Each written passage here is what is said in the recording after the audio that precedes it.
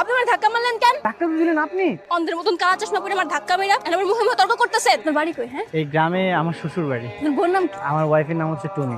কে তোকে বউ বলেছে? কোথায় সে? ওর হাতে না আমি একটা ছবি দেখেছি, আর ওই মেয়েটা পুরো আমার মতো দেখ। তোমরা আবার ছোটবেলায় আমাকে বিয়ে শাদী দিয়ে দিয়েছিলে নাকি? অবশ্যই বিয়ে দিয়েছিল। তোমার কিছু না মনে থাকতে পারে, ওনাদের সবকিছুই মনে আছে।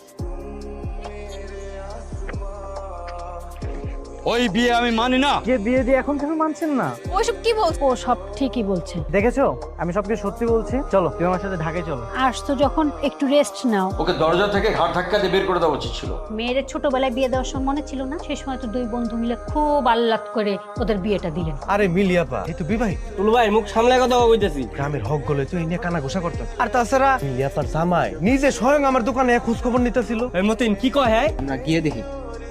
ঢাকা থেকে নাকি কোন পোলা আসছে? তা সো নাকি মিলির হাজবেন্ড। ও কি জানে না যে 2 দিন পরে মিলির লগে আমার বিয়া? তুমি কি এই জায়গায় তামাশা করতে আইছো?